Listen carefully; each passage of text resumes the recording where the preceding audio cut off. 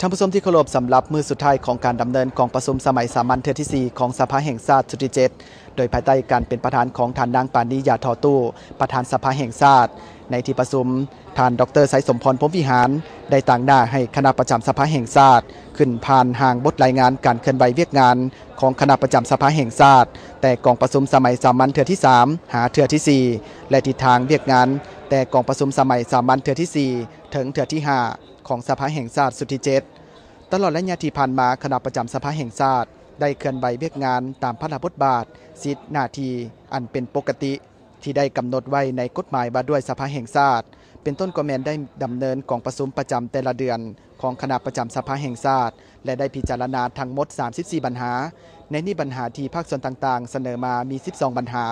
และเวียกงานภายในสภามีการยกเว้นย้อนหลังบางปัญหาให้แก่ธนาคารการค้าต่างประเทศมหาชนเพื่อให้สอดคล้องกับกฎหมายว่าด้วยทรัพย์สินของรัฐ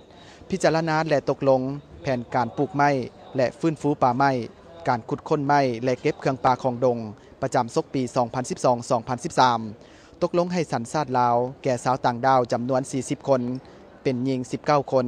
ให้อภัยโทษแก่นักโทษที่มีความก้าวหน้าทั้งหมด 517 คนเป็นหญิง 82 คนในนั้นคนต่างประเทศ25 คนตกลงให้สัตยาบันแก่สนธิสัญญาและสัญญาจำนวน7ฉบับที่สาธารณรัฐประชาธิปไตยประชาชนลาวเป็นภาคีตามการเสนอของรัฐบาลยกย้ายบอนประจำการของผู้พิพากษาของศาลเขต2และเขต3นครหลวงเวียงจันทร์การเลือกตั้งแทนสมาชิกสภาแห่งชาติเขตเลือกตั้งที่12แขวงคำมวนการเฮียบเฮียงกฎหมายที่หับห้องในกองประชุมสมัยสามัญเทือที่3ของสภาแห่งชาติสุดที่7ระเบียบการเคลื่อนไหวเวียกงานทั้งการของพนักงานการนำสมาชิกสภาแห่งชาติและพนักงานราชการและพิจารณากงจักการจัดตั้งจำนวนหนึ่งการกักเกี่ยมให้แก่กองประชุมสมัยสามัญเทือที่4การเคลื่อนไหวเวียกงานต่างประเทศคณะประจำสภาแห่งชาติได้เอาใจใส่ซี่นำการกักเกี่ยมและจัดตั้งดำเนินกองประชุมอาเซียนครั้งที่7และกองประชุมสำคัญต่างๆได้รับผลสำเร็จตามคาดหมายและได้รับการย่องยอสมเสยจากประเทศต่างๆที่เข้าร่วมกองประชุมพร้อมกันนี้ยังได้เอาใจใส่ซี่นำพาแต่ละเวียกงานแต่ละเขตเลือกตั้งในการจัดตั้งปฏิบัติเวียกงานผลงานที่ดังกล่าวมานั้นตุนตัวมีอยู่การเอาใจใส่สีนำพาอย่างจุดโจของคณะประจำสภาแห่งชาติโดยเฉพาะอย่างยิ่งเป็นท่านประธานสภาแห่งชาติติดพันกับความเป็นเจ้าการรับผิดชอบของบรรดากรรมาธิการทันแถวพนักงานวิชาการการสนับสนุนและช่วยเหลือของบรรดาองค์การอำนาจรัฐจัดขันต่างๆนับทางองค์การจัดตั้งสากลอีกด้วยนอกจากนี้ก็ยังได้วางทิศทางแผนการเวียกงานของคณะประจำสภาแห่งชาติในตอนหน้า